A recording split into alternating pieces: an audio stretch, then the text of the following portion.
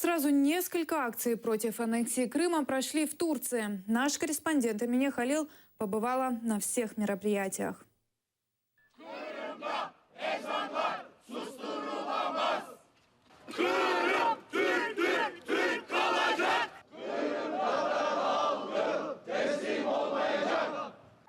Российское посольство в Анкаре огородили после убийства посла Андрея Карлова. Протестующих крымских татар не подпустили к его стенам. Наши глаза завязаны, чтобы показать, что граждане Турции не видят репрессий в Крыму. Мы хотим, чтобы наши соотечественники в Турции не закрывали свои глаза и уши происходящим в Крыму событиям.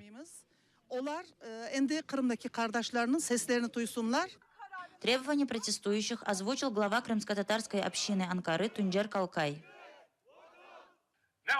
Что бы ни случилось, крымские татары в Крыму никогда не откажутся от своей родины – Крыма.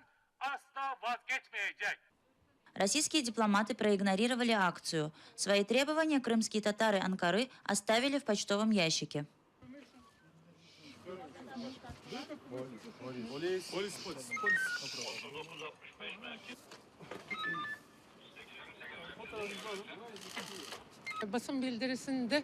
Было позволено только одному человеку пройти до почтового ящика. Выбрали меня, наверное, потому что я женщина и не смогу на них как-то напасть. Но я очень счастлива сейчас, что мы достаточно их напугали. Самая массовая акция крымских татар Турции против оккупации полуострова прошла в Стамбуле.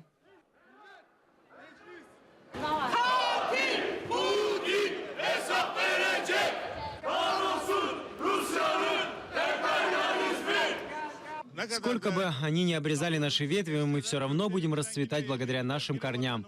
Мы все равно вернемся на нашу родину, и мы снова поднимем наш флаг на нашей родине. Мы требуем, чтобы Россия немедленно покинула Крым. Пусть идет вон. Мы хотим, чтобы они немедленно прекратили свои преступления. Митингующие считают, что подобные акции приближают деоккупацию Крыма.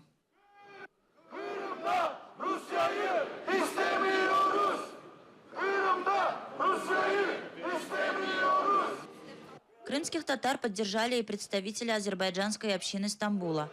В этот день у них свой траур. 25 лет назад армянские боевики устроили один из самых массовых геноцидов в послевоенной Европе.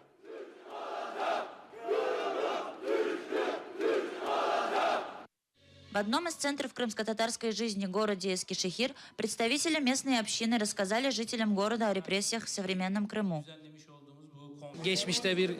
Мы должны донести людям о том, что Крым – это не только прошлая история для Турции. Крым важен всему тюркскому миру и в первую очередь Турции. Эмине Халил, Владлен Мельников, Заман, АТР, Стамбул.